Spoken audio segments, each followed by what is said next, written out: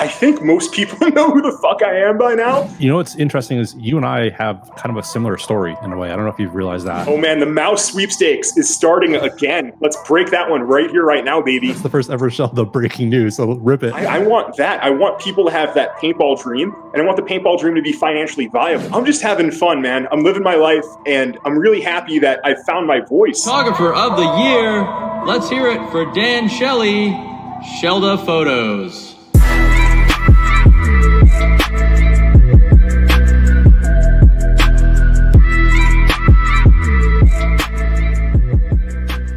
Hello, and welcome back to another episode of the Shellda podcast, where today I'm joined by one of the largest creators. I don't think people understand that. One of the largest creators in all of paintball, Scotty from Will Ball for Soup. How are you, man? Dan, thank you for having me on. I'm really excited to hop on your show. And I want to applaud you for doing this, man. As an industry darling yourself, like seeing you reach out to me and give me a fair shake. Like, I sincerely appreciate it. This is amazing, man. I'm really happy to be here. Yeah, for sure. Well, I mean, thanks for the kudos. I promise I didn't pay him to say that. But as a journalist myself, as I went into this photography journey the past few years, like I post a photo every single day. I have never missed a day since I started. And what I realized was I'm a journalist. Like I'm telling stories through these photos, and following you for years. That's what you are too. Like you're a journalist, and we'll dive into that because I really want to learn more about you and what you do for the sport, because it's, in my opinion, it's pretty incredible. But before we jump into some good topics, I've got some show sponsors that I want to give a huge shout out to. I know you're familiar with all these guys. Yeah. First and foremost, BFP Gear. Junior Brown and Gina, they are just crushing the game. Being part of their family since I started really in the photography business, and then now over the podcast, like just seeing them on top of the industry. They're sponsoring Dynasty, they're sponsoring Paintball Fit, and like they're just exploding. Doesn't Dufort Media, he works in their store, right? I'm pretty sure. I think so. Yeah. Shout out to Dufort too, man. Yeah, so they've got a huge team there. And then I picked up Pro DNA about a month ago now, I think it is. And I just had my stepkids at the pool with me today. And I brought their backpack with me to the pool. And so like kids were splashing it. I had my camera in there taking like some nice pictures, and I didn't worry about it at all because it's completely waterproof. So backpack's incredible. You can get that at bfpgear.com. And then last but not least, which we'll dive into later on, Hormesis. You know them very well because you've been working on a little project with them that some people know about that we'll dive into later. So yeah, it's so cool to be partnered up with three incredible sponsors. But now let's turn the focus on you and turn it over to you. When I was preparing for the show, as I do for all shows, I do a lot of research, and it was pretty easy to find information on Will Ball for Soup. I think the new Google somebody is the Chat GPT somebody. And so like I put into Chat GPT, I said, hey, tell me information on Will Ball for Soup and paintball. And I'll read to you what it says. If you haven't done this, it's pretty cool. No, I've never done this. I'm really curious to see what it says. It's cool. So it says, Will Ball for Soup equals Scotty, an outspoken paintball content creator, industry insider, community investigator, and rule breaker. He's carved out a niche by mixing journalistic investigations, commentary, and active involvement in the sport, both online and at his local paintball field. And then there's one other thing that says he's known for exposing rumors and behind-the-scenes drama with a blunt and unapologetic style. I would say that's totally fair and accurate. I really don't have a path, right? I just do whatever my heart tells me to do. Yeah. And as I've been putting stories up and talking to people, the network has grown to the point where most questions I have about controversies or what I find interesting, I have the people reading my shit to respond to me. So now I can talk to both sides on an issue. I can get intel from both parties on an issue, and it's great. And yes, occasionally I do have to take a side. Occasionally I do have to say, this is a bad actor, I don't like you. But I'm just having fun, man. I'm living my life, and I'm really happy that I found my voice and that there's so many people reading my shit. It's incredible. It's wild. Like I've said it when we started the show, like you are a journalist, and when you speak to a lot of journalists, whether it's like in the print industry or a news outlet, it's a lot of passion first of they want to tell a story or they want to help show some type of story. And it sounds like that has always been it for you, is you just want to be a part of the paintball community and also share a story. Paintball is my favorite thing in the world. And I've invested so much in it over the years. Yeah. And I've had my heart broken countless times over scams, teammates, scam teams, all this bullshit, man. So I'm putting that stuff out there, not for like, hey, click on my shit, look at me. I don't want players to have their heart broken and burn out and leave the scene. Like, I see that so often. This new generation, they'll play like 1 or 2 events, have something go really fucked up, and then they're done. I want to grow the sport, and I want to push the dialogue forward in my own unique, authentic way. And I'm just going to send it, dude. I don't have a master. There's no editor telling me, hey, dude, that's a little too inflammatory. Cool it. I'm going to do whatever the fuck I want. It works. Yeah, and I think what you do is some people may not be a fan of it, as some people are not. But I think every sport needs different sides of views and different viewpoints, right? Like if you just come to the table with 5 people that have the same opinions, like you're never going to innovate. You're never going to get the full picture. And so by you coming to the side of the table with a whole different lens, it's cool. I think it's something that we need. And here's the thing. I do accept criticism of every single point I take. If you message me saying, yo, you're way off, I will listen and I will respond. And maybe sometimes I'll even change my point of view. I had an industry professional reach out and say, yo, dude, you're digging up the wrong shit, when I found the story about a ref making $50 for every out of hydro tank he was confiscating. And he made like $300 or $400 an event. And I'm like, yo, this is crazy. And then a big tournament promoter reached out and he's like, so you're in favor of dangerous out of hydro tanks? I'm like, you know what? Maybe I should scale back now a little bit. So I'm not right all the time. I admit it, man. There are sometimes I've been wrong. There are rumors that don't come true, but I'm always trying to get accuracy and clarity. And sometimes I'll do probing posts where, hey, this is what I heard. Let's figure out what really happened. Yeah. Yeah, that's one of the things I wanted to ask. Before I do that, though, when you walk up to somebody or you're meeting somebody and say, hey, like, Scotty, what do you do? Obviously, you've got your full-time job, but like, how do you introduce yourself to somebody? Do you say, hey, I'm a journalist, I'm a content creator, I'm a YouTuber? I think most people know who the fuck I am by now. I really don't have to introduce myself. People introduce themselves to me. So, man, that sounds smug as shit, but I think a lot of people understand what I'm doing and why I'm doing it. Yeah. So I would call myself a creator first. There's definitely journalism that goes into it.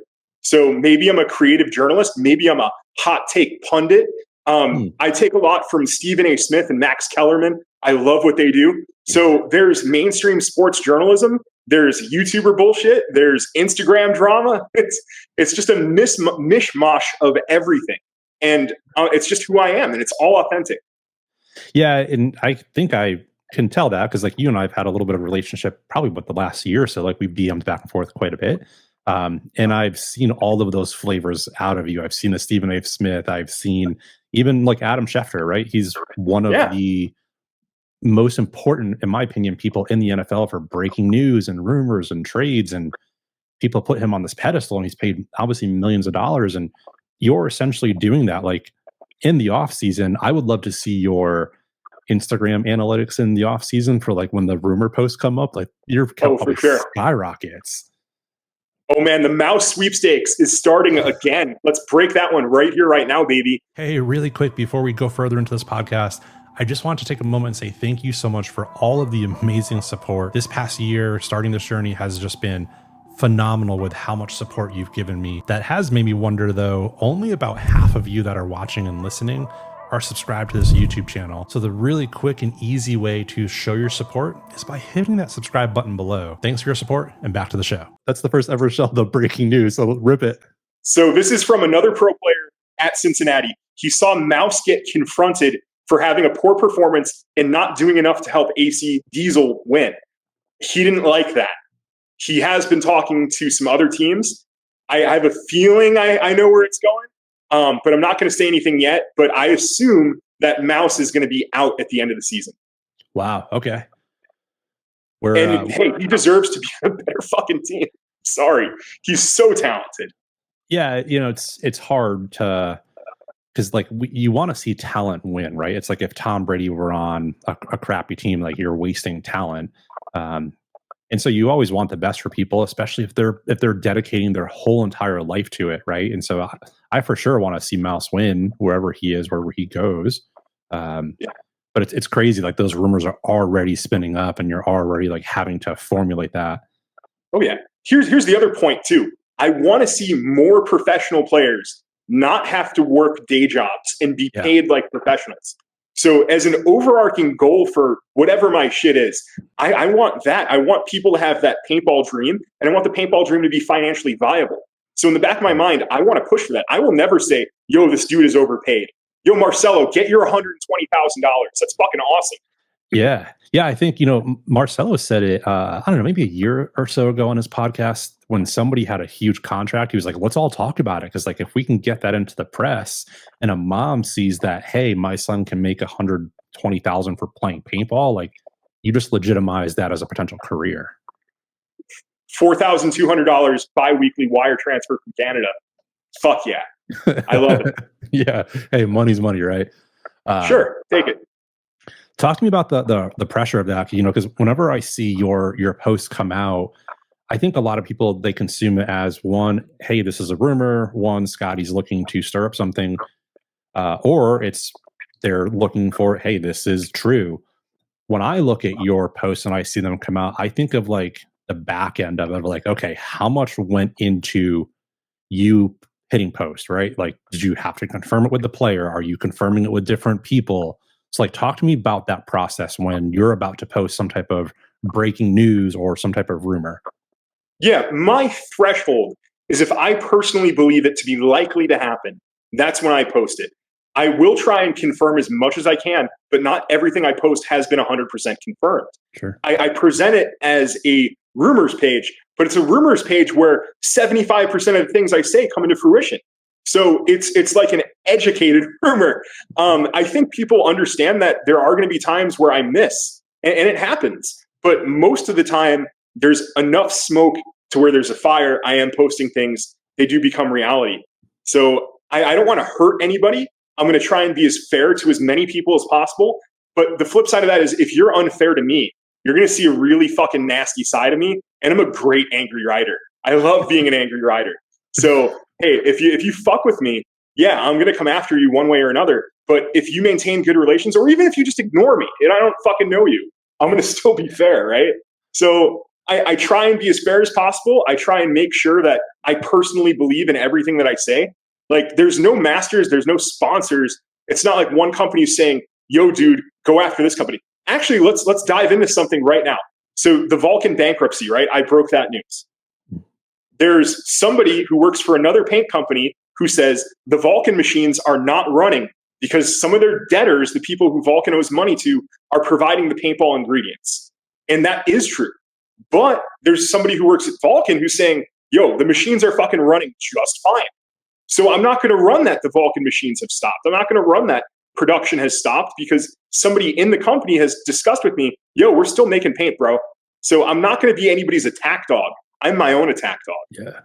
Yeah. So just to be clear, you're saying someone from Vulcan did actually reach out to you, or you reached out to them? Correct. They reached out to me. Yes, like that's where that part of being a journalist comes into play, right? Is you're not just going to send it, you're not just going to post something. Like, you're doing your validation, you're doing your due diligence, which I don't think a lot of people really realize is how much time and effort you're putting into this rumor or a rumor. Like, a lot of research is going into it for what you do. 100%. So you and I, one of the things I wanted to talk about, because if you've seen any of my episodes, I really focus on like the human side of paintball and like the vulnerable side, right? Where sometimes we don't share that stuff off the fields. We've got our mask on. My relationship with you has changed over the few years, because before I started in the photography and I was just a fan, I would like refresh Instagram. I would, wait for the notifications on YouTube, like you to post something, because I wanted that juicy gossip. I wanted to know what was going on.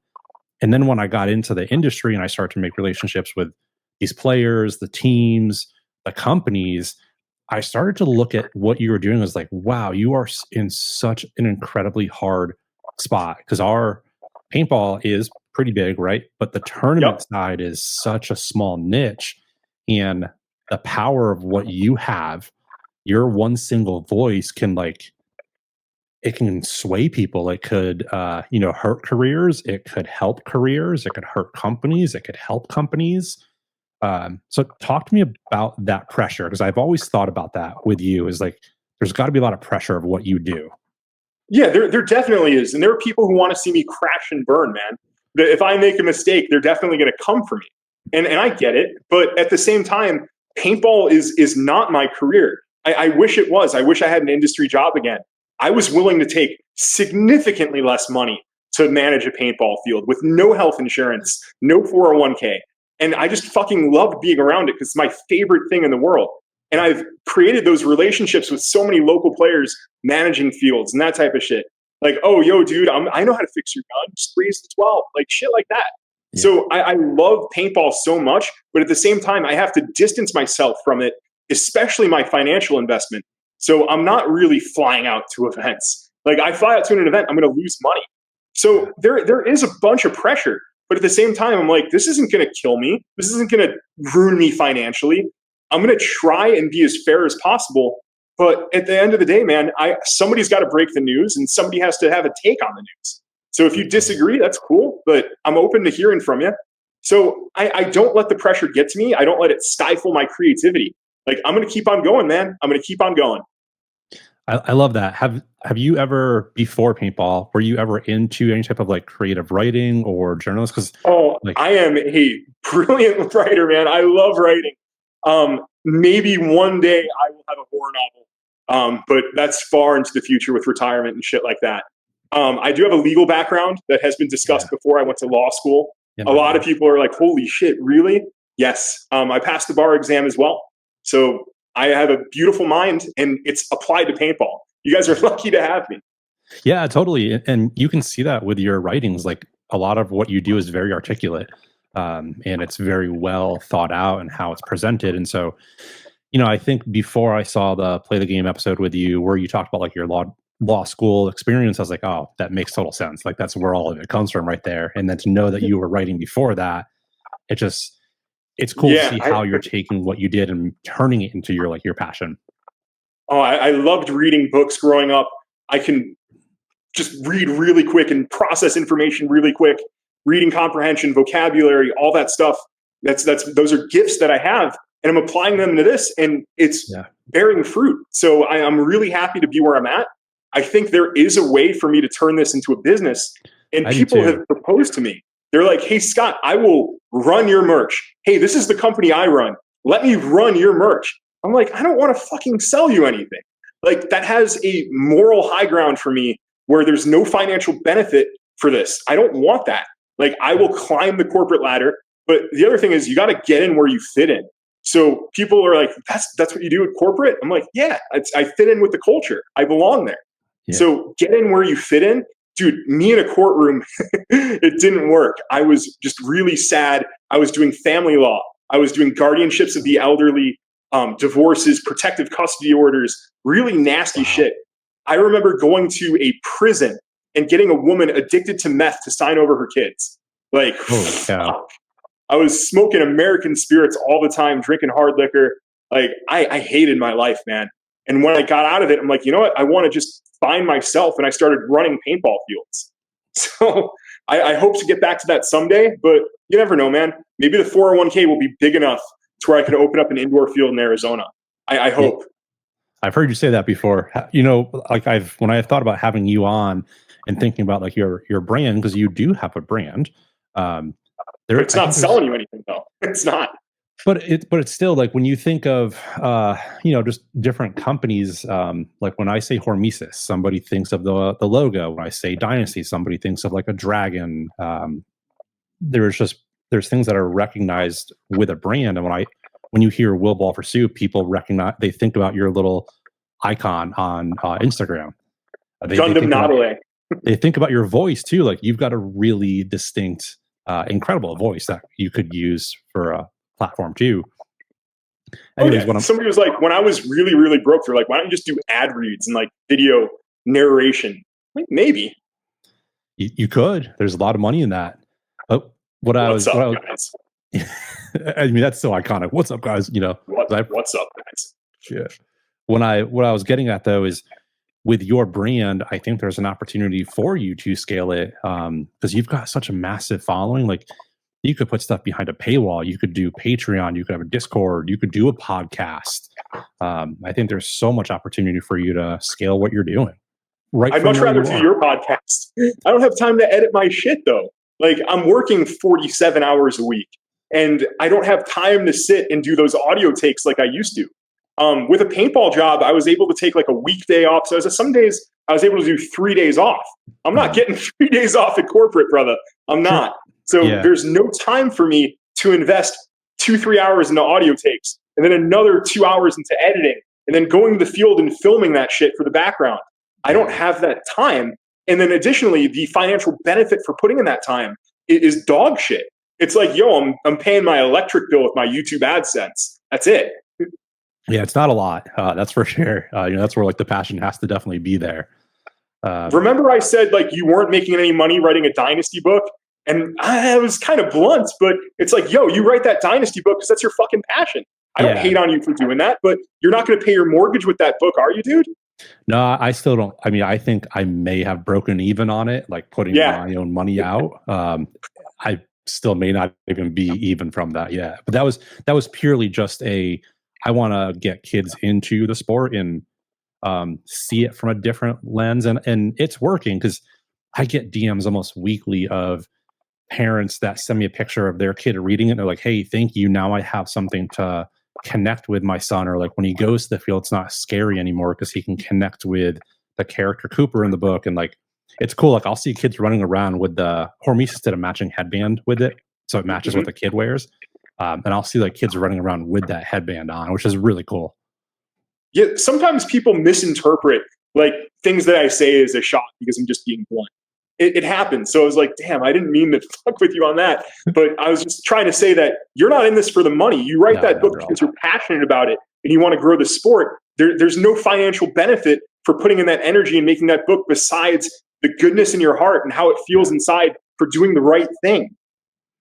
Yeah, totally. And I think where that idea came from, I don't know, I think it was the Sunshine State Major or Open a few years ago. Like, they used to have the Gel Blaster booth at NXL events, and I would see like kids in there, but then I would see like younger kids standing outside and them even being almost scared of using Gel Blasters.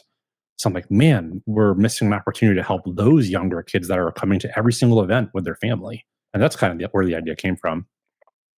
Yeah, this season, I thought Dynasty was going to get limbed. I thought they were going to get sent home early. I underestimated what they were going to produce this season. And it's an institution. So I'm going to give them credit for this. Going to the finals, going to Sunday, being relevant after losing all of your stars, that's nuts. And then they picked up Joe Barrett. Joe Barrett is playing better than he's ever played in his fucking career. Gosh. Like, what? They unleashed Joe Barrett. He knew Harrison Fry from Infamous, and they worked great together. Yeah. So you're getting a near all-star Joe Barrett when he got cut from Infamous. Holy shit. I love it. It's been so cool being around the team, especially Joe. Like, he is such a light in that force. And like, you'll hear in the pits, and sometimes Go Sports doesn't pick this up, but like, you'll hear him say something and like everyone just turns and looks. It's like he has that respect of the pit already from the team, and it shows. He's an incredible leader. And then losing the coach, bringing in new coaches, and the new coaches know what the fuck they're doing. Dynasty still has elite scouting. So okay. And if I'm wrong on something, if my take is wrong, I'm going to be like, yo, I was wrong on this. And I publicly said that. Like, I thought they were going to get sent home early. I thought they were going to get limbed, dude. And now they're kicking ass. RG, the paintball vampire, dude. Hall of Fame career paintball's Tom Brady. Whatever. Oh, totally. Yeah, totally. It's like I had somebody years ago when like we would talk about football and whenever the Patriots were playing, he was like, I don't care who they're playing. Like if Tom Brady's on that field, I will never bet against him until he's not on the field anymore. And it's kind of true. I hope they win an event this season. I now want to see them win an event. I do. Yeah, I think they will. I think they will at some point for sure. They're clicking. They're getting close. Talk to me about your brand, because I'm gonna keep saying it is a brand. Where do you want it to go? Like in the next, let's say 3 to 5 years, like where would you like to see the Will Ball for Soup brand grow? I honestly, the only thing I wanted was to have a voice and to have people hear me out, hear what I have to say, engage with my content. There are days, Shelly, I wake up, I'm getting like 30 fucking DMs and I'm responding to everybody on my lunch break. And people are like, wow, you're really responding to me? Whoa. So I'm like, I'm just a fucking dude. I'm just a dude. I love paintball just like you. I'm not pro. I've never been pro. I have homies who went pro and I fucking love it. I don't even play that much. So I'm happy with where I am. I really don't want to become commercialized. I never want to be a sellout. I grew up watching YouTubers who grew and grew and grew. They got to a point where they had this big audience and then they're selling out. I don't want to be a fucking sellout. Like, that's maybe the little hardcore rock in me, you know, that hardcore deathcore culture. You don't want to sell out. You want to be authentic to yourself. So yeah, dude, I'm never going to have sponsors. I'm never going to have products that I push on you. And a little bit of becoming an adult was like, maybe the people who are doing that, I'm going to stop attacking them for that too. So if that's how you're making money, all power to you. I am pro business, pro money, but personally, I don't want to spin myself into a business. I see. Yeah, that's, thanks for actually saying that, because that's a topic where I wish more pros would talk about. And that's something that I struggled with for a while too, is like when the photo side was taking off, I had that hard transition where like I was doing this, just giving stuff for free. But then like if my camera broke or I had to pay for hotels, like, holy shit, this is a lot of money I'm now losing. Yeah. I've got to make sure I'm somehow coming out even or flat in it. And so I had to turn it into a business. And then from that, like you can tell what's passion first versus what's not for some of these folks, right? Because like if you're just pushing products all the time and like pushing affiliate links, you're not passionate about it. But like for me, what I'm doing with the 3 sponsors here and what I do outside is if I don't believe your product or I don't wear your stuff, like I will never talk about it. Like we're not going to work together. I've got to like your products first, or if I'm going to talk about it and put my stamp behind it. So for sure, I usually lose money when I travel to events. But one of the things I do, if you're really a homie and I'm cool with you, I will stay with your team for a full fucking event of footage. Like give me a bed and a hot meal and a couple of beers. Like for sure, I'll film your fucking team. But even when I do that, like I'm still losing money on the gas. I'm losing money on other food. I don't know. I do it because I love it and not because of any financial rewards, because there are none unless I pivot to being that business. Maybe there's a balance that I could find, but if I give the merch brand to one guy, another key ally will be pissed that he doesn't have the merch brand. So there's that too. Like there are people who I love and respect who have asked me to do this. And I'm like, okay, I want you to do it. But then these 3 other guys who I work with all the time would be like, yo, where's my piece of the pie? Yeah. Yeah, I get it. That puts you in a really hard spot, right? Because like you are now a network and you have all these relationships and friends in the industry. And like if you say something to one person, that could actually hurt that other relationship. That's actually something Brad from Paintball Ruined My Life, when I talked about in our episode last week, of that's one of the pros and cons of paintball. It's such a small niche that everyone is friends. And when you start to have the business side of it come into play, that's where it's like, I don't want to ask for more money, because if I do, like that could hurt our friendship. And I'm not trying to go that route. It's just more money, more problems, man. Even like with a team, even building a program, like people have financial objectives for that. And it just pisses me off. The team that I built, the team that I put my reputation on, it got usurped by this guy who wanted everybody involved with the team to have a credit card number on file, to pay monthly fucking reoccurring payments just to be on that team. And I'm like, that's nuts, dude. We have like 15-year-olds and shit. Like, you're going to get mom's credit card. The team should be for the benefit of the players, not for the financial fucking stability of the owner. And then you see the other shit where people are like, oh, I get my cases at like $23, but I'm going to sell them to everybody on the D5 line for $33. I'm going to take that $10 a case and upgrade my car. Fuck you guys. Yeah, it's almost a pyramid scheme. We've got a few of those in the Texas scene. I won't name them, but there's definitely a few that have some type of like program like that where you can tell the bottom lines are feeding the higher lines. And I get it. You know, these people are trying to make a business out of it. But there's definitely different ways to do that. I do think, you know, going on the flip side of that, there are some pros to a subscription model where, hey, if I'm a paintball parent, I know I can commit to this much to my budget every month and my son can go have fun and not have to worry about it. So like I see both sides of that, but if you're using like what you're saying to be malicious, like it's not cool. So my experience in the golden era, when I was like 15, 16, we built our own team. It was by the kids for the kids. And we showed up to events and we won, and Rob Velez carried me to the podium. Thank you, Rob. But we would win these events, and then they'd be like, hey, guys, next time you come back for practice, it's free. All right, awesome. Got another podium. All right, guys, next time you come back for practice, we'll be 25 a case, no entry. Fuck yeah. So, like, we earned our shit via winning small events, but I feel like those genuine opportunities, and it's kind of gone now. The by the kids, for the kids team has died. And I wish I can have that experience again. Yeah, that's actually a golden point that you brought up from the golden era. I haven't thought about that because I think nowadays, and you can talk to any D4 or D5 player and like, oh yeah, I'm sponsored by, and they fill in the blank, and you're sponsored because you're getting like a package deal. But I think what you're explaining from years ago is like, if you performed, you would get free product in return or get a major discount. And like, you don't see that as much anymore because we're kind of blanketing, giving everybody a package deal. And so everybody is like sponsored, if that makes sense. Yeah, I can't hate on that. Like, instead of a sponsorship, it's a bulk discount, but it's still something. It's a kind gesture and it's appreciated. But back in the day, there were real sponsorships for kids teams where, yo, I'm not paying entry for 2 years, dude.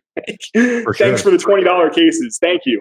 And then I'd fucking scrub the field. And if they didn't have a ref for a birthday party, I would run that birthday party because there's nobody else there. And I love that shit. I just love being around paintball, man.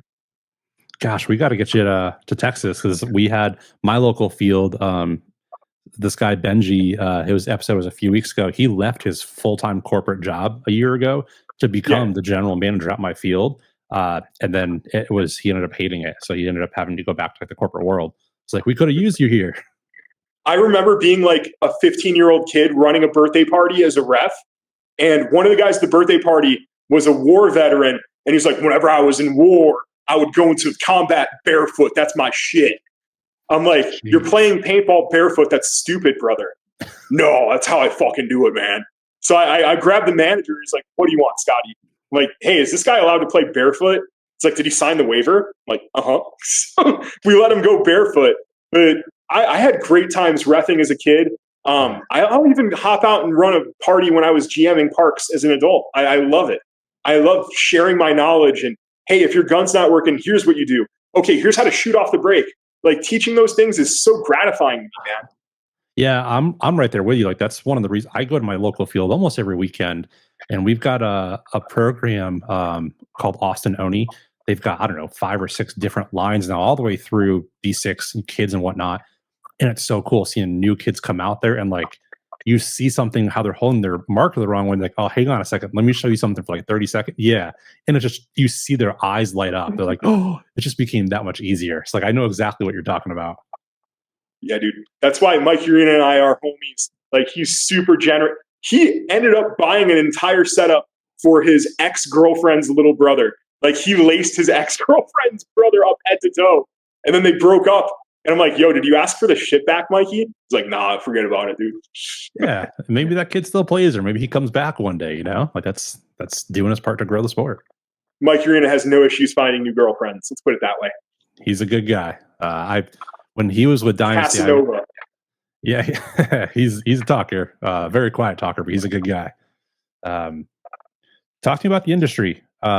I think a lot of people look at you, like I said earlier, with two different sides. There's like the good side and the bad side. But I think a lot of people think that you have like bad blood with the industry. And I think you sometimes feel that too. So like, talk to me about that relationship, that back and forth of like you and the industry.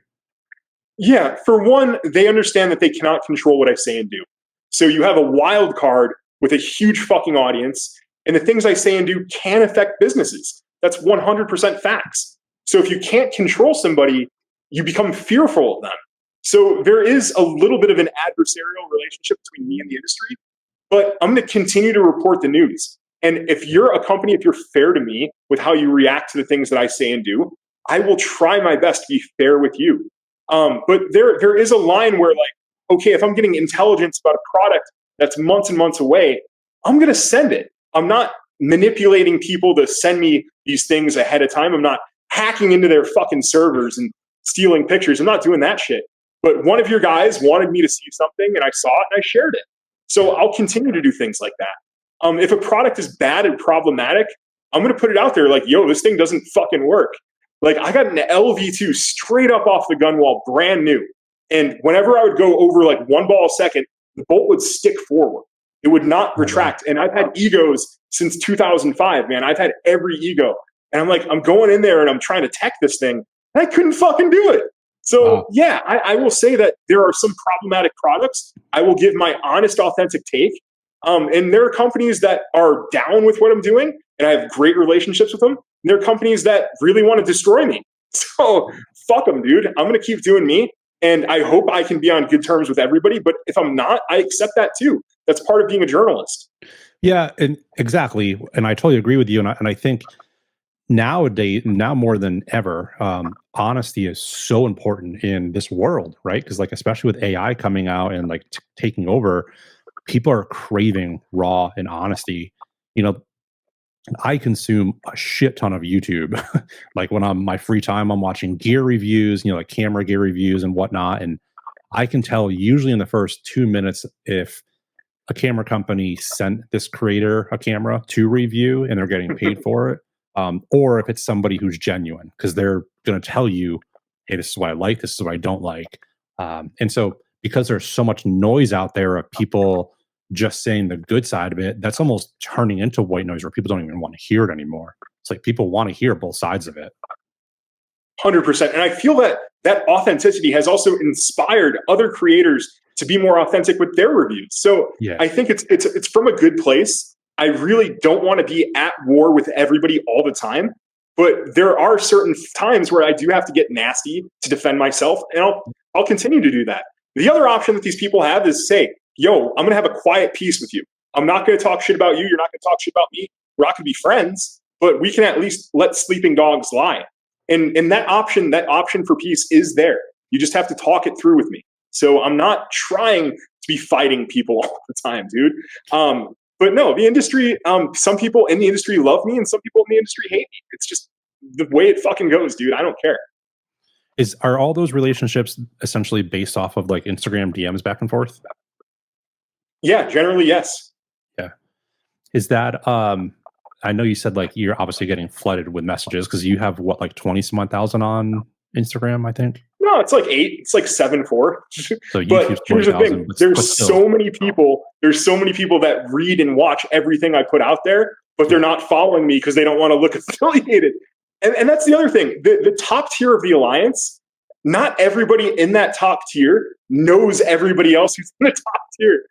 They want to maintain their distance from me, but they do work very closely with me. And from an operational security perspective, that's the best for everybody. So I get it.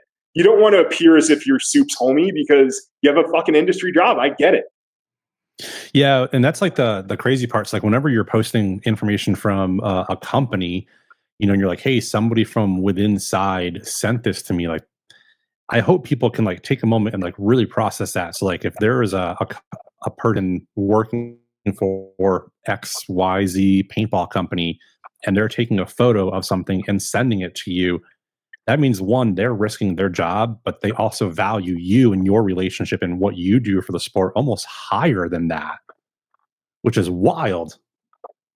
Yeah, because I'm not going to sell out any of those sources, man. Exactly. And I appreciate them even using burner accounts because I don't want to know. I don't want to know who the fuck you are. You're sending me high level intelligence. So I value operational security. I value privacy, and I respect the people who want to work with me on that level. Like, that's fucking great. Yeah. How does that start for you? Because, you know, every new relationship obviously starts off with like a DM, like, hey, Scotty, did you see this? How do you build that trust with that person to like get to a point where now they're one of your, like, I'll call it trusted sources? Yeah, I think that's doing the right thing with the information. That's where it comes from. I'm not using information to tear people down and tear companies down. I'm using it to generally build excitement for those new products. And it's just trying to do the right thing, striving to do the right thing time and time again to earn their trust through the content itself. It's like I value their privacy. I'm not really blowing those sources. And sometimes I don't even know who those people are. So there are things that I get fed that sometimes I'll even debunk. There's a story out there about 2 pro players stealing a gun. Yo, these guys have been sponsored by this gun company for the past 10 years. They're not going to fucking steal that gun. So I'll try and do the right thing. I'll try and create what I think is the truth, and I'll put it out there. I'll probe for more information, and we'll find a good conclusion. Either if it's this is bad or this is good, I'm going to do what I want to do and say what I want to say. When you're vetting a story like that, are you reaching out directly to the pros? So like whoever it is, like, hey, I've heard this. Yeah, the 2 involved in the gun theft, 100% I did reach out to. I did. I'm like, there's no fucking way this is true. You want a Lux who asks Sarge for a Lux, he'll bless you. Yeah, totally. He totally will. So do you have a relationship with a lot of the pros? Yes, I do. There are a lot of pros who are now in that top tier informant level. There are at least 20 of them. And then there are pros who I talk casually to. So yeah, I do feel that my name has gotten around in the pro scene, and there are pros who I grew up with too.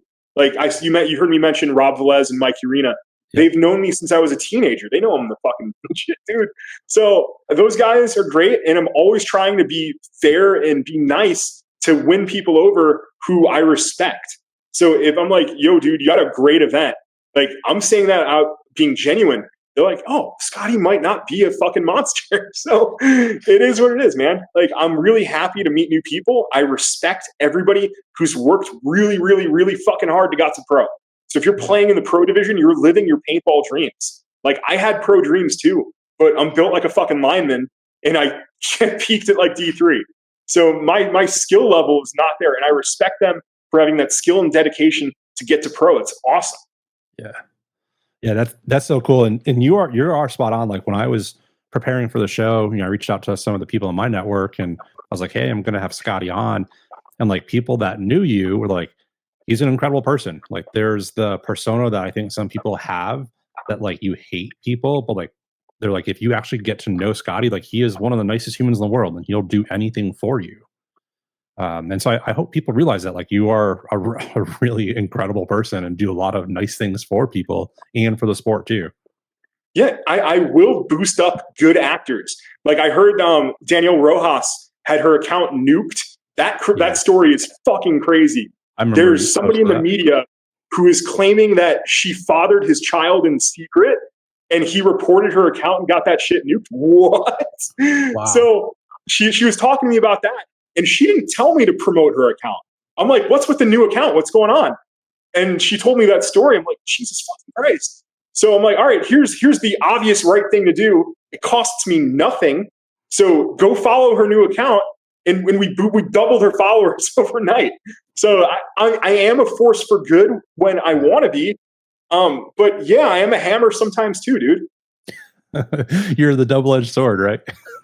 and sometimes in the same day, I'll take a shot at somebody and build somebody up. If sometimes in the same fucking day. Yeah. Is it something that just like rubs you the wrong way? Like what makes that switch back and forth? I feel it's being unfair to me. That's when I will shoot back. You can say Scotty's wrong, but if you're going to put something out there like will lie for views, what the fuck am I going to do with those views, dude? What am I going to do? I'm going to pay my electric bill. That's it. So if you're putting out bullshit, like, hell yeah, I'm going to fucking retaliate. And it's going to be nastier than you. It is. But on the same side, like if you're a good actor, you've been good to me, I can effortlessly help you. So please be fair to me. Like, and I've seen Greenspan switch over to that side. He'll even say, I agree with Scotty sometimes. But if it's unfair criticism, I'll be nasty. If it's fair, I'll accept it. Yeah, I think, Ryan comes from that camp. He, for people that don't know him, like he does so much behind the scenes for paintball. Like it's unreal. And he's got an incredible marketing mind. And so I think he's at a point where like when he sees what you're doing, that you're talking about paintball. So regardless of what it is, like you're putting paintball out in the world. And that's good. It's conversations. And so I'm glad to see like he's started to flip back a little bit. Yeah, it took some work. It took some mediation, but I think that we're on a fair footing now. And going forward, dude, I will totally do his fucking show. If Ryan hit me up to do a show, I'd do a show. Let's make that happen. I will text him right now and say, let's get you on the tomorrow show. Yeah, I got a clip sent to me before where he was like, Will Ball for Soup believes in lizard people. I'm like, yo, that's a Damian Ryan thing. I don't know why you're attributing that to me. I don't think lizard people are real. I don't think that there's a possible splice of human and lizard genetics. Yeah. There are certain narratives that aren't the traditional narrative that I do believe. Yes, I do like to dig deep into historical events and issues and say, okay, this is what the narrative is, but maybe something else really happened. So I do shit like that, yes, but that's just a side of intelligence. You don't want to consume the fucking mainstream media and buy into that mainstream narrative. Formulate your own opinions, but lizard people is way out there, dude. That's way fucking out there. I've never said that. You heard it here. Never said it. So we'll have to get you on the show so like you and Ryan can talk face to face and confirm that with him. I think it'd be good. I think you would do a good job with it. For sure, man. I'm super down to do that show. Yeah. Like, it's going to be fun. What's interesting is you and I have kind of a similar story in a way. I don't know if you've realized that is, you've had dreams of being on the pro field, right? And like getting to that highest level. And that obviously never worked out. And that was the same thing for me when I was a kid. And for most of my life, like I just dreamed of being out there. Of course, I never made it past D5 or whatever the low division was when I used to play. And you and I always dreamed of being in a paintball magazine. I've had some of my photos published in, the both issues of The Gap so far. And I'll have a article coming out in this next one, as are you. And so talk to me about that, because like I remember the feeling when I found out that my article was chosen. I was like, holy shit, this is going to be wild. So talk to me about what that was like when you found out that one, you were going to write an article, and two, that it is getting published in the Great American Paintball magazine. Yeah, that is definitely a dream come true. I would get dropped off at Barnes and Noble as like a 13-year-old, and there would be multiple paintball magazines for me to read, and I would power through all of them, get a Starbucks. Yes, I was drinking Starbucks as a little kid. I was. I would fucking drink a Starbucks coffee and read through 3 or 4 magazines, just absorb all of the information about every product I can find. As far as what's coming in The Gap, I really hate that I have to be the one to say those things. It's an uncomfortable story. I took time off of my corporate job to write it. I really think Dan is a bad actor. It's my opinion that Dan is in fact a Nazi. Imagine if the Mexican cartels stormed into Arizona, because Arizona used to belong to Mexico. Imagine if they stormed in, shot up 1,200 people at the University of Arizona, and they went back and they're like, yo, this is our fucking land. Fuck you guys. That's unheard of. Dan supports Hamas. Hamas is not good for the Palestinian people. Hamas is a terrorist organization that most of the Western world recognizes as a terrorist organization, and he's cheering on the slaughter of Jews. And having him in paintball is dangerous for young Jews who are involved in the game. And that's bullshit. I'm not a fucking Jew. I don't go to temple. I don't believe in God. But genetically, yes, most of my roots are Jewish. And seeing him have that fucking Nazi shrine of a gun disgusts me. And seeing Marcelo be pals with a Nazi and you're the face of the fucking league, it's a terrible look for Marcelo. And I still think Marcelo is not a Nazi. Marcelo is my friend, but he messed up. This is bad. So all of those opinions are going to be in the article. It's my opinion that Dan is anti-Semitic. It's my opinion that Dan is probably a fucking Nazi. So, dude, it's really shitty because Dan has a giant following and could have done some great things for paintball. But now we have the Nazi guy. Now we have this Nazi symbolism that's coming to paintball. We don't fucking need that shit. So I hate that the way that I got into a magazine is about this. Sure. I saw a call from Frazee. Frazee just wanted to say, I support your stance on this. And I'm like, hey, how about I do an article? And that's how it happened. Wow. I didn't realize that's how that happened like that. What was that like when you first heard you're going to be in it? It was a huge honor. It was, but again, it's like there's two sides of it. I'm not in it for all the awesome things I'm doing with this media project. I'm in it to fight against the fucking Nazis. Yeah, I gotcha. So it's not like you had dreamed of being in a magazine, but not for this reason, essentially. Correct. I never in a million years thought that we would have this type of scandal in game. And I know paintball does attract risk takers and extremists. It does. But not like, it's just a shitty time for it. And Marcelo is a great dude. I think he's wrong. I think he's wrong for standing by Dan. Obviously, he condemned the worst things that Dan has said, yes. But they're still homies. He thinks he can change Dan's opinion. I don't think Marcelo can change Dan's stance on the Jews. I don't. So I don't know why he's still sticking by him. I have some theories. I have some private things that Marcelo told me that I probably can't share because I do value Marcelo as a friend. But you can disagree with your friends. But having this pro-Hamas take is utter bullshit. And it's anti-Semitic as fuck, and it's dangerous. Yeah, it'll be interesting to see what comes from this magazine article that comes out. One, I'm excited to read it, as I'm sure most of the industry is. But I'll be excited. I'm excited to see what message people take from it, and who reaches out to you and what they're reaching out with. And I would also challenge you. I think they're doing two, maybe 3 editions a year. After this one, I would love to see an article like about you and like what you do, because I think it's so important for the sport. Like we've talked about this episode pretty in depth. So I would just love to see something that gets more into like you as a person. I think that'd be great. For sure. Yeah. As soon as I knew that was going down, I'm like, damn, this is a huge, huge opportunity for me. But also, hey, it could be wrong. Some people can hate what I'm saying. Some people can disagree with me. It could really fuck up things between me and Marcelo. It could. But I tried to tiptoe a line, and the article's tone at the end is hopeful because my objective for the article is to get a one-on-one with Marcelo where we talk about Dan.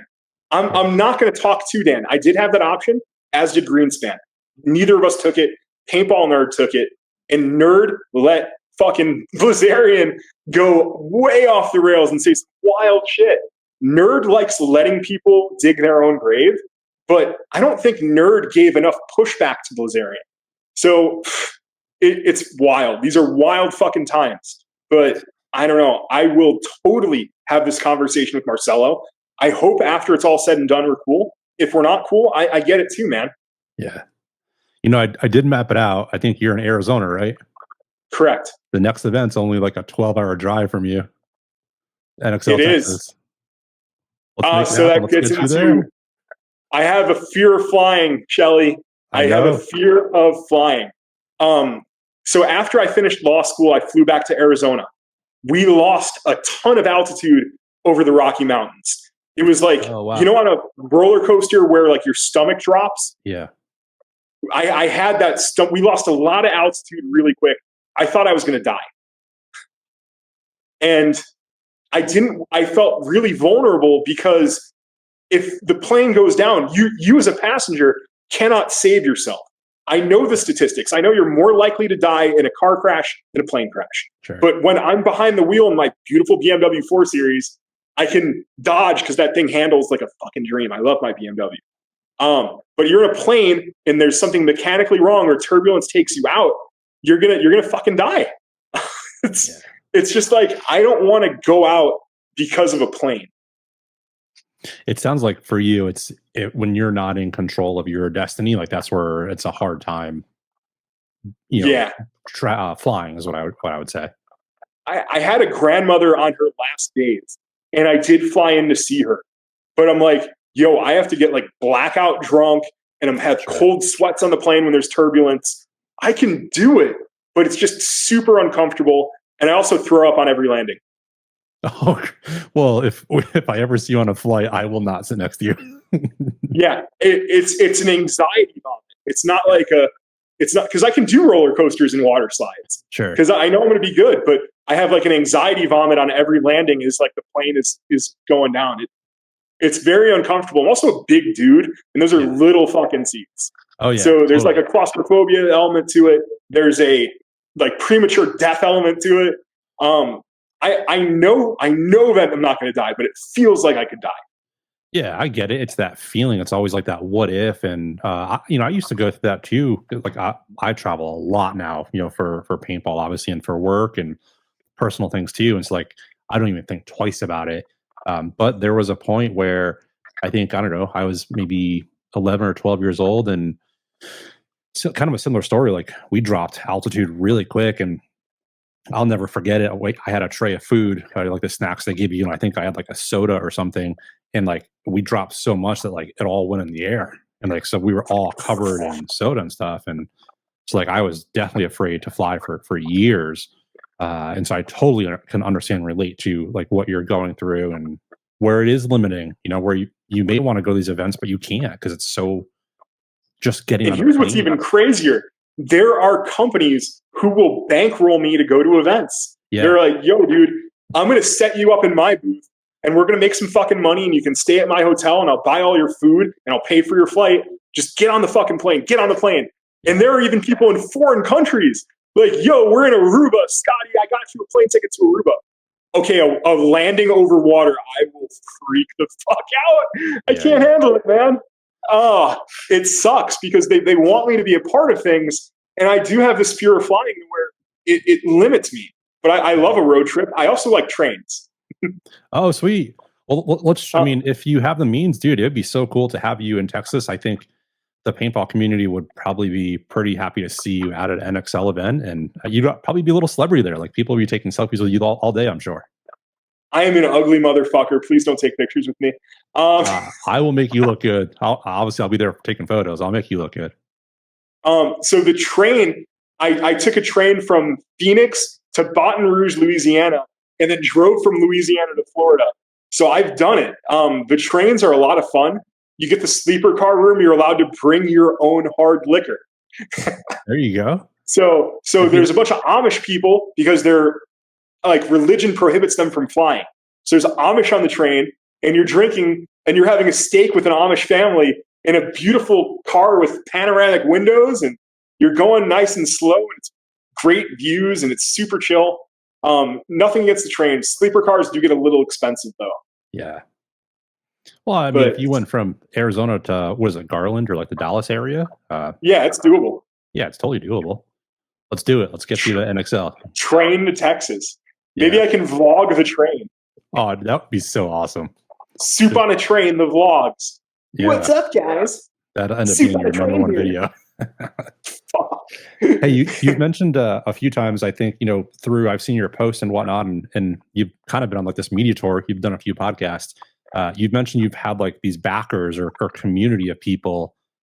Talk to me about like that network of people that you trust, because I have a very small group of friends that like I trust the world with, and with running what you do, I can imagine that's got to be like so hard to get into that circle.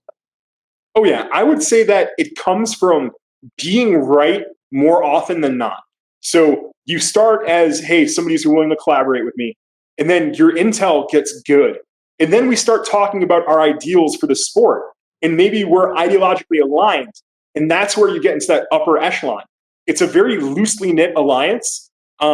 Not everybody who's in that level of the alliance knows everybody else who's in it. But I want those people to be in the industry, in the pro field, running fields, running stores.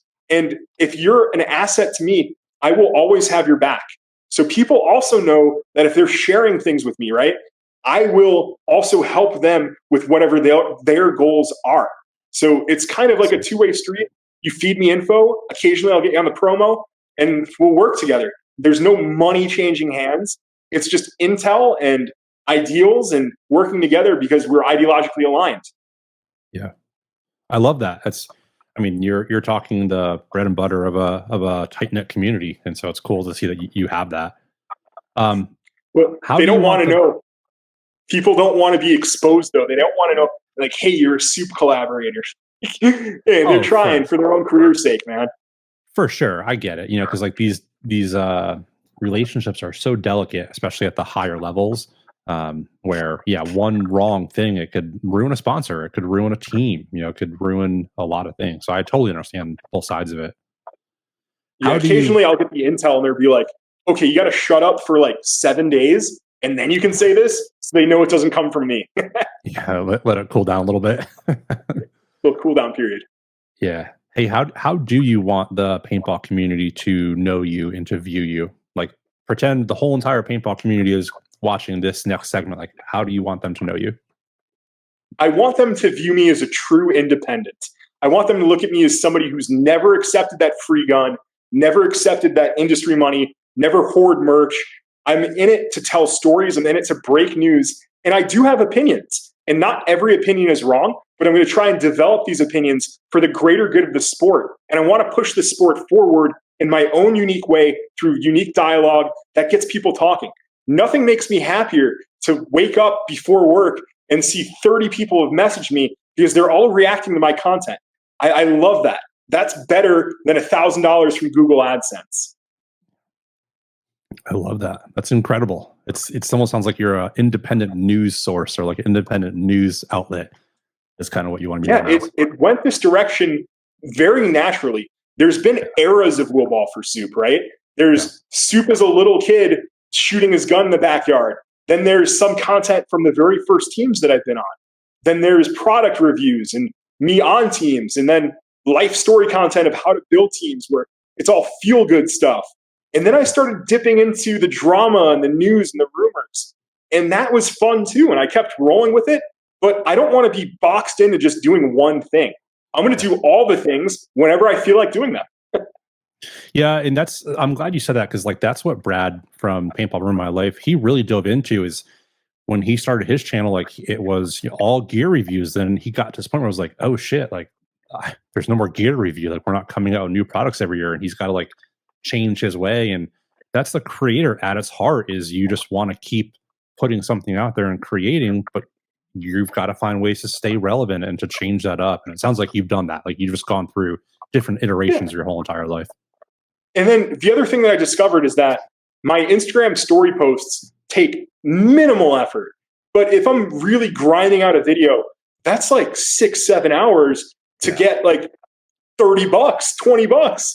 So I wish that I had that time to where I could make content, or I even had an editor where I had to pay to take my audio takes and make videos with it. It's just not financially viable. You need a Will Ball for Soup intern, some kid who will edit your videos. And then I'll write him a trolley ass letter to get him into college. I'll write him a letter of rec, and I'll just embellish the fuck out of it. Will Ball for Soup. I did that for one of my reps who was getting a real job. Yeah, and I'm sure it was incredible, because your writing is pretty spot on. I love writing, dude. I wish I had I'm going to try and do more Gap articles. I'll talk to Alex. He would be totally open for it. And like that's the cool thing with Alex. You're a voice in the community and a very important voice. So I think having you in there consistently is going to be important. And that's why doing this show too is I am showing that if you're an industry darling like yourself, Shellda, I can work with you. We can find common ground, brother. We can do shit. I am not hard to work with unless you've been unfairly mean to me. Then you will unleash the snarky ass inside of me. I love being a mean writer, dude. I love fucking roasting shit, but I got to calm down. And as I've gotten older, I've calmed the fuck down a little bit more too. That's maturity. You're getting wiser in your age. You'll see the gray hair start to pop in. Man. I feel though I'm in better shape now than when I was playing, and I have more money now versus when I was playing, but I don't have the time, dude. I don't have the fucking time. That's man, you are talking old man words. Time is the most important commodity. Well, Scotty, this has been awesome, man. I don't know if you've stuck around to see the last parts of any of my episodes, but I always do a cool thing at the end of the show where I'll ask a guest a question, and it can be anything. And I'll ask it to next week's guest. And so it's a really I heard about that. I have a good one planned. All right. Well, let me save that one. I'm going to rip you the one from last week first. So I mentioned it a few times, I've had Brad from Paintball Ruin My Life on last week. And his question for you, without knowing you were going to be on the show, was, oh, wow. Yeah, that's the cool part, is like people don't know who it is, who the next week's guest is. And so that's a really cool way to tie people. He says, what do you think makes paintball different from all sports that are considered hobbies? It's like, what's the one thing that makes paintball unique, that makes people keep coming back to it? I would say the progression of being a rec player and then finding that pipeline into joining a team, and then to going from locals to nationals, and then from D5 to D1 to pro. Paintball has that pipeline of gradual challenge, and it's all self-paced, right? So you can have an unranked player playing semi-pro if you're good enough. So I would say the ranking structure, the pipeline from casually playing on the weekends to playing events, that's what makes it special. And you won't find that ranking system and ladder with other sports. It's super cool that you can self-progress. So that's awesome with paintball. And that's one of the things that I want to help is create those new tournament players. I noticed that the average age of the tournament player is getting super fucking old, dude. These tournament players, they've been sticking around since 2007. And it's like, where's all the new blood? Why aren't we doing something more to create the pipeline from casual to tournament vet? Like, I want more done in that realm. Yeah, you're spot on. I mean, I don't know the statistics behind it, but I would have to guess the median age for the pro level, it has to be in the 30s at this point, which is not good. So we definitely have to get that age down drastically and quick too. So 100%. One of my industry partners told me that Airsoft is shitting on paintball in terms of equipment sales at the brand new store level. So new paintball equipment is selling significantly worse than new Airsoft equipment. And that disturbs me because I value the overall health of the industry. People paint me as like, he wants to burn it all down. Dude, I am concerned about the industry health, and I'm concerned about why people are burning out so quick. Yeah. I mean, if and like, that's the crazy thing is people think about it. If paintball goes away, like you go away. So like, why would you want to burn it to the ground? I want to reform it. That's what I want to do. I don't think everybody gets that. Yeah, I get it, Scotty. For sure. All right, send it. Last question for next week's guest, and you don't know who it is. Okay. So I know that the NXL is experimenting with 3-man, and they think that 3-man is going to be better and more easily consumed by non-paintball enthusiasts. Do you think 3-man is going to help paintball grow? Do you think it's going to trickle down into divisional? And additionally, do you think getting on ESPN2 is going to grow participation? Because not everybody has fucking cable TV. So the industry is pushing for these TV deals, but are the TV deals going to bear fruit? So 2-part question, 3-man format, and then TV deals. Killer. I love it. Incredible questions and very relevant. You gave me time to formulate that, though. You did.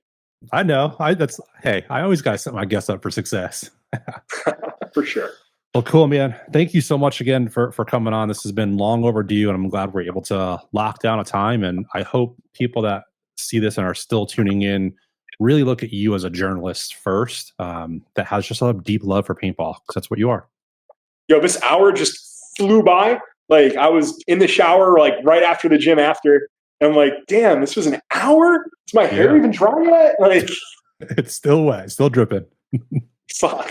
Yeah. Well, cool. Everyone else tuning in on YouTube, Apple Podcasts, and Spotify, thanks for tuning into another episode of the Shellda podcast, and we'll catch you next time. See ya. Thank you, guys.